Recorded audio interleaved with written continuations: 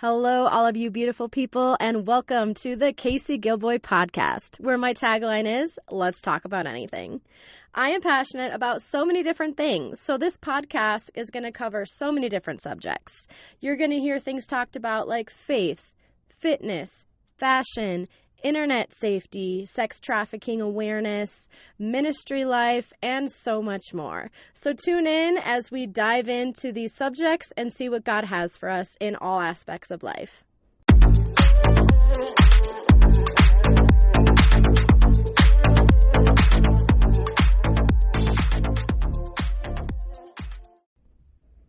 All right. Happy Saturday, everyone. I am so excited for this very first podcast episode.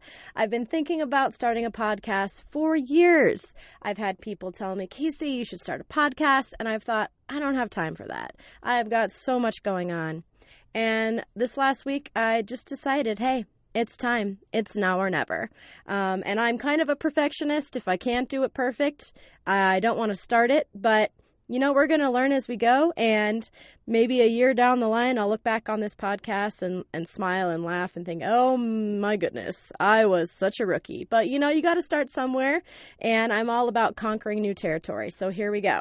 Episode 1. You guys ready? All right. I'm going to tell you a little bit about myself in case you don't know me. My name is Casey, and I was born in Ogden, Utah. What an amazing place to be born, right?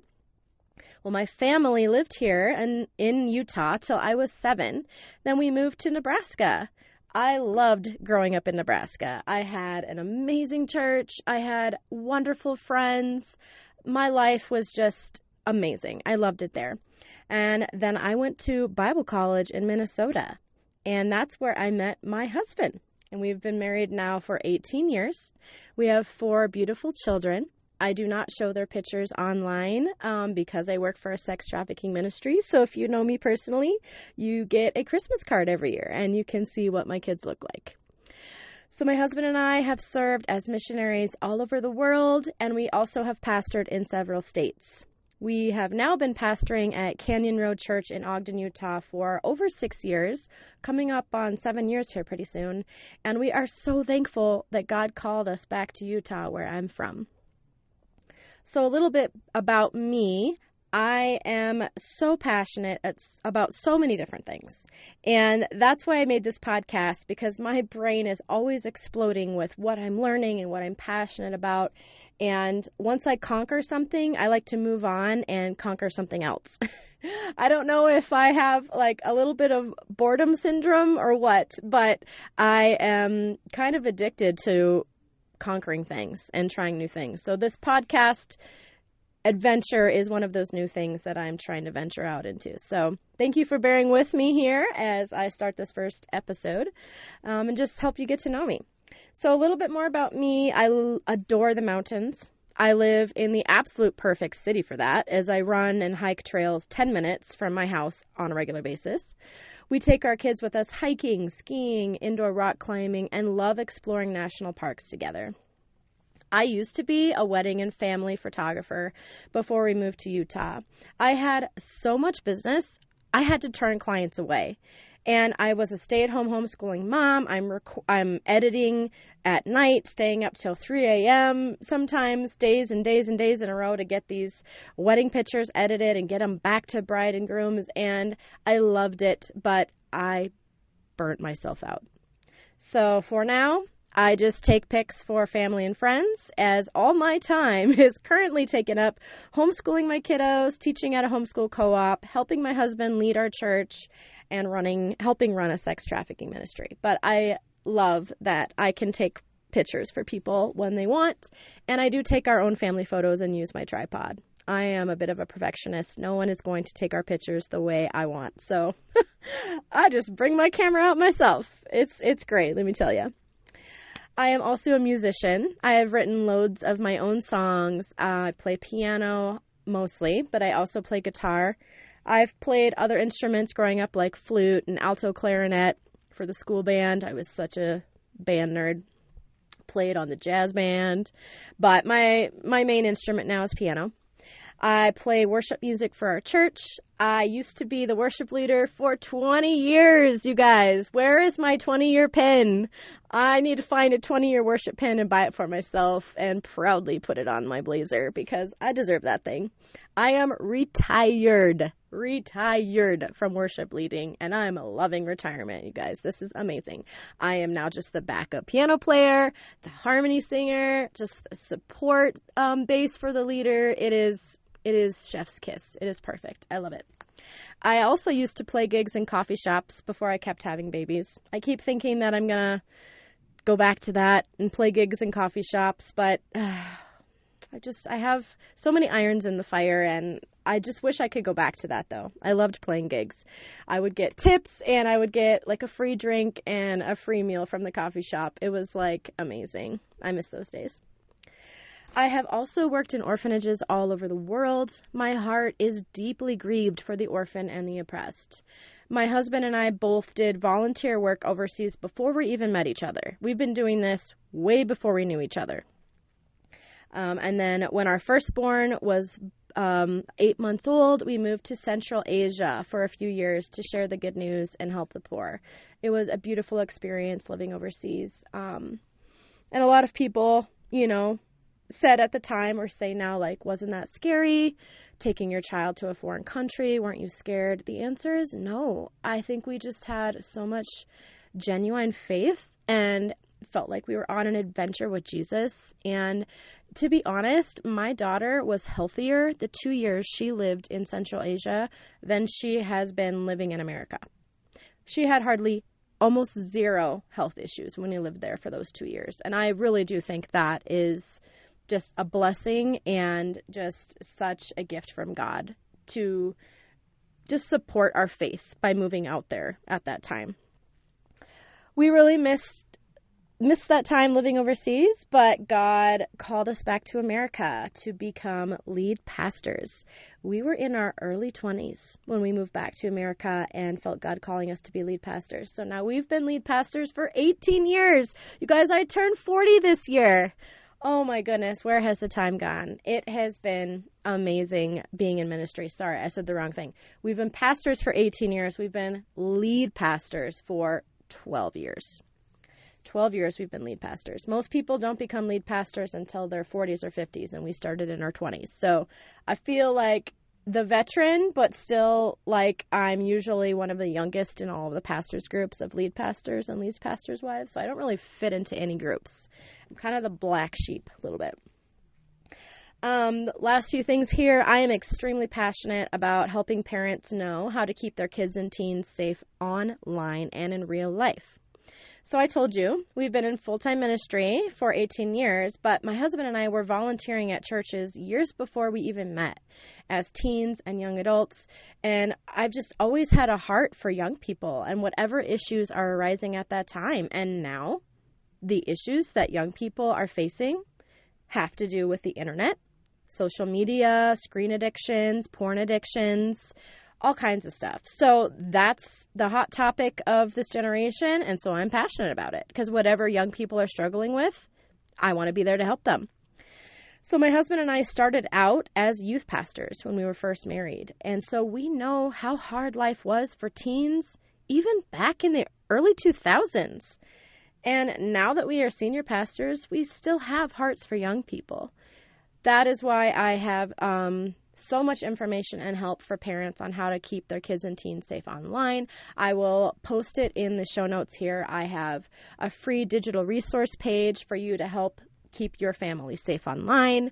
I have a sermon that I preached on internet safety. I have a sermon on motherhood, and I have a podcast interview where I'm talking about what I do for our sex trafficking ministry. So I'll post all of those here in the show notes for you so that you can listen. And last but not least, the most important point of everything, Jesus is my all. He is everything to me.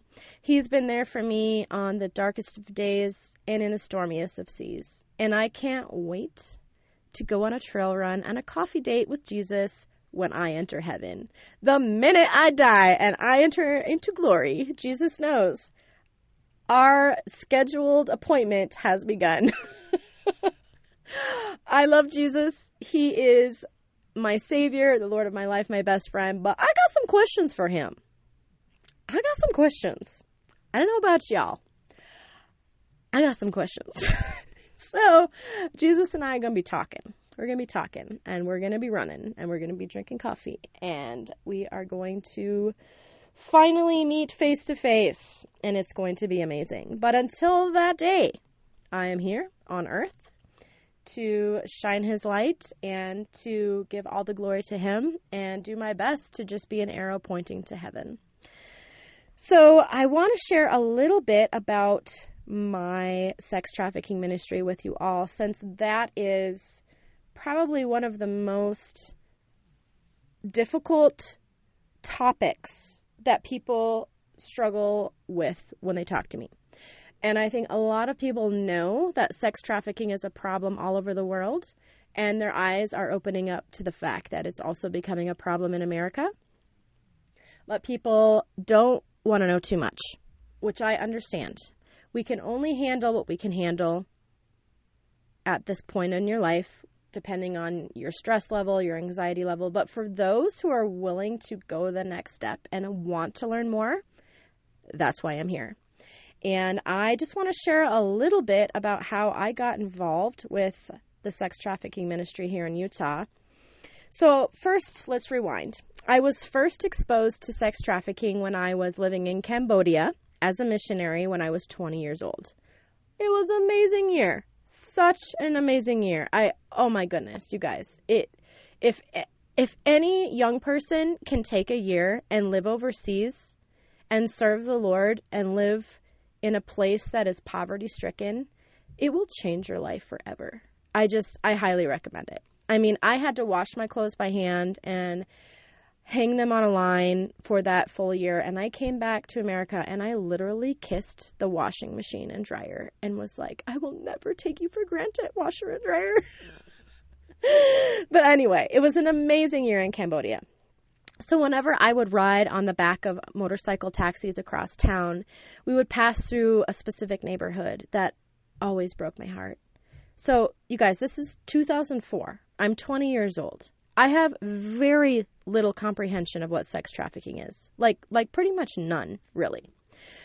So when I would ride on the back of these motorcycle taxis, I would see standing outside on the streets in front of brothels were girls as young as 10 years old being sold outside. 10 years old. Can you think of a 10-year-old in your life? Just think of that person right now. Can you imagine them standing outside a brothel being sold? Their faces were plastered with makeup, and their eyes were full of pain and emptiness. Sometimes I would see old white men holding the hands of these young girls walking around town or in the markets, and I was filled with so much rage. I mean, I was learning on the job, that sex trafficking happens. Okay, it's not like anyone prepared me before I lived in Cambodia. I'm learning on the job, seeing this, and I'm thinking, how is this happening? Right under our noses. I thought, how was this allowed? So then 14 years ago, my husband and I moved overseas with our baby to a Muslim country in Central Asia to be missionaries. We were able to do a lot of relief and development work there and share the gospel, but one event stands out in our memories. To this day, we still talk about it. If you're friends with us, you've heard this story probably a million times, and you're rolling your eyes here comes the story again. It was important to us. So if you have ever heard of Operation Christmas Child, it's a ministry where you can fill a shoebox full of toys and toiletries, and the ministry will send it overseas to children in need. How amazing is that? Okay, guys. So my husband at the time was able to help a ministry in Central Asia hand out these shoe boxes to children in a village while the parents were given a lesson to warn them about the dangers of trafficking. How amazing is that? There are people who don't know what trafficking is, and they are tricked into sending their kids to quote-unquote work in a city, and they are given these sparkling, glittering, pretend fantasy world ideas of how their kid is going to make all this money and make a name for themselves and send money back to the family. No, they're being trafficked. And oftentimes they're never to be found again. Oftentimes they die. So this is overseas. And I think it's easy for people to comprehend that trafficking happens in third world countries where there is poverty, war, and famine. But a lot of Americans are struggling with the concept that sex trafficking happens here. It happens in America.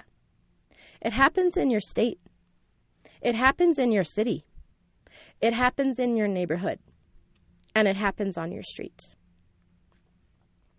So once I started learning that trafficking happens here in America, I started researching and praying that God would allow me to join a ministry helping survivors.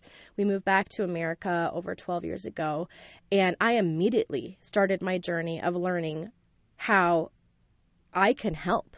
And for a while, it was just researching and learning. You just have to educate yourself. Before you can help and jump in, before you can jump in the deep end of a pool, you got to learn to swim. You got to learn how water works. You got to learn the technique. I was researching and studying as I'm a stay-at-home mom and a photographer, and I'm editing photos night after night after night. I'm watching YouTube video after podcast after article, and I'm just consuming this information because I love to get information and then act. So this is where I was at a few years ago. Like, I am full of information now. I am over the stage of grieving. There were nights I couldn't sleep. There were times I went to go throw up. I couldn't eat. Learning about trafficking, the deeper you get into it and the more you learn, it is horrifically devastating to your psyche, to your mental health. But I was past that. I was like, I'm done grieving. I've wiped my tears. I want to fight. I'm ready. So I remember God asking and praying God that he would allow me to join a ministry helping survivors in America, because there are a lot of ministries that help people overseas. I want to help people here in America. I want to help people here in Utah where I live. So I remember I got a phone call from a lady named Cindy. She called me out of the blue and said, "Hey, I've heard about you through mutual friends. Do you want to join my sex trafficking ministry?" What? Are you kidding me? Yes. Sign me up. Sign me up now. What an answer to prayer that day was. You know, life is hard. Life is hard. I told you. I have a lot of questions for Jesus when I get to heaven, but there's moments where God answers your prayer so specifically that you're like, oh, Lord, that was a kiss from you to me. That was a hug from you to me. You are speaking to me. You are encouraging me that I am on the right track, that I am doing what you want me to do. It was such a confirmation for me. So as I got to know Cindy better and talked more about the ministry and what I could do for her, she asked me to lead the support group for survivors to help them work through their trauma. I was shocked in disbelief and felt very inadequate for that position. I mean, I was ready to be a support group, or I was ready to be a support role, like an advocate that works alongside a survivor or admin or something, but already to lead their support group, I did not feel adequate for that. And I think a lot of you right now listening can relate to how I felt. You may have a heart for trafficking, but you don't know how to get involved, or you feel inadequate to help survivors. Cindy, the director of the sex trafficking ministry, saw the potential in me and valued my experience as a pastor's wife. So now that I've been leading the support group for over a year, I can see how God has empowered me, and I am so grateful that she pushed me to do it. I can't even begin to express the deep gratitude we experience when we're able to help walk a survivor through their healing journey. I've been working for this ministry now for over a year, and it never gets old. When a survivor thanks us for believing them, it never gets old. When a survivor chooses to give their life to Jesus, and then when a survivor decides they want to help other survivors find healing and freedom, it never gets old. It never gets old. So the ministry that I work for is called Relentless Hope Ministry, which helps survivors of sex trafficking here in America. My duties for Relentless Hope Ministry consist of being a board member, a victim advocate, a treasurer, and survivor support group leader. None of us are paid on staff here at this ministry. We are all volunteering our time. Volunteering hours and hours of our time every week to help survivors for zero pay. That's how passionate we are about helping survivors who are being sex trafficked here in America. Our ministry exists not only to help survivors of sex trafficking and ritual abuse, but also we exist to raise awareness and help people understand the dangers of it here in our own backyard. I can't talk today. Relentless Hope is a 501c3 Christian organization who serves those who have been sex trafficked with advocacy, resources, and support that they need to heal. Cindy, our director, has been doing this since 2018, and we, along with our partners, have worked with over 200 survivors. We deal with the most complex cases that other agencies won't even touch. We work with lawyers, counselors, legislators, and law enforcement to make positive changes for survivors. Our ministry was recently given the opportunity to meet with Congressman Burgess Owens' Human Trafficking Task Force last year to give our opinion on legal issues that could help survivors in Utah. One of those issues, changing the statutes of limitation. The statute of limitation. I always say that wrong. That shouldn't exist. The rule that, 5 years has passed since you were sexually abused, you can't charge your perpetrator for it anymore. How horrible is that? Sometimes survivors don't feel safe or even start having memories of their abuse till they're 20, 30, 40, or 50 years old. What if they have a memory of being sexually abused as a minor and they want to bring it up? And they want the perpetrator charged. They want to see justice, but they can't because of the statute of limitations. So we are working hard to get that changed in Utah, and we hope other states will follow suit. A lot of perpetrators feel safe because of the statute of limitations. Too much time has passed, so they couldn't charge me now. Sickening. It really is sickening.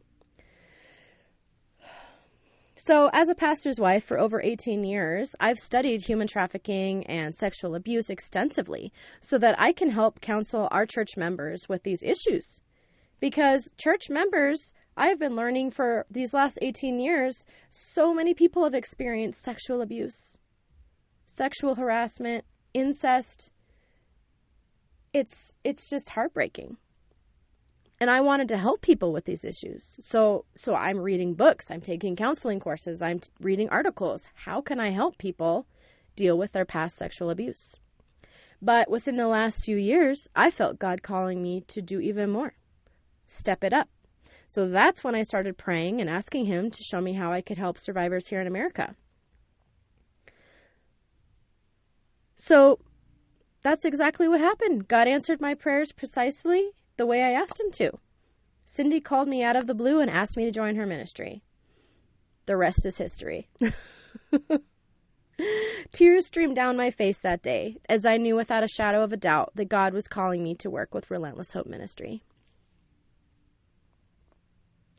I feel so blessed and honored to work with Cindy. You know, my husband and I are lead pastors of a church. We're in charge of everything. The burden of everything lies on our shoulders. We feel that daily.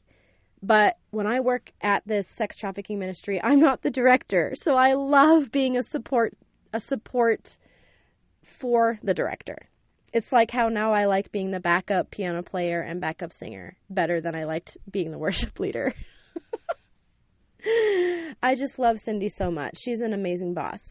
So Cindy started working with sex trafficking survivors in 2018 as an independent victim advocate. She compiled victim stories and began acquiring information about the abuse to educate lawyers and law enforcement. Cindy soon learned that sex trafficking was a bigger problem than anyone could have imagined.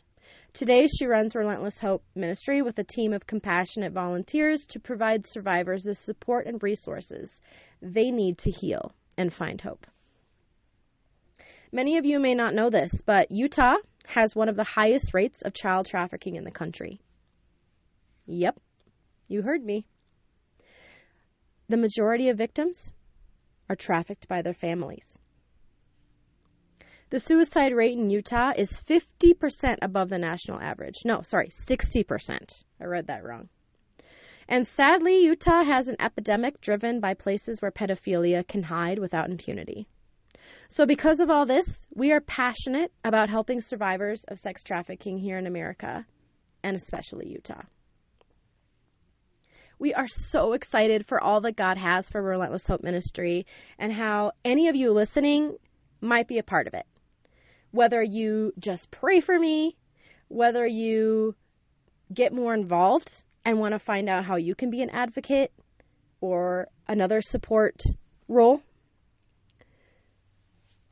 any of it, your prayers, your help, your support, thank you for giving of your time and energy to hear me talk about this on this podcast today. I will have all the links here in this podcast notes, our website, so you can learn more about us and find out how you can get more involved. So that is all I have for today, guys. I just wanted to give you a little introduction and help you to learn more about me and hear what I'm passionate about. And I'm so excited for all the episodes that I have planned. I have so many ideas ruminating in my head. I have amazing friends and family that live all over the world and America as missionaries and pastors and small business owners and working for non-government organizations, changing the world. And I'm really excited to interview some of these people and bring them on here and talk about everyday topics like, how do you press through mental health issues when you're in charge of a ministry? Or how do you work through traumatic memories from your past? How do you find a counselor? Even topics about fashion and fitness. I love all these different subjects. I'm so excited. So thank you for tuning in today, and I hope you guys have a great rest of your day, and thank you for listening, and we'll see you next time on the Casey Gilboy podcast. Goodbye, all you beautiful people.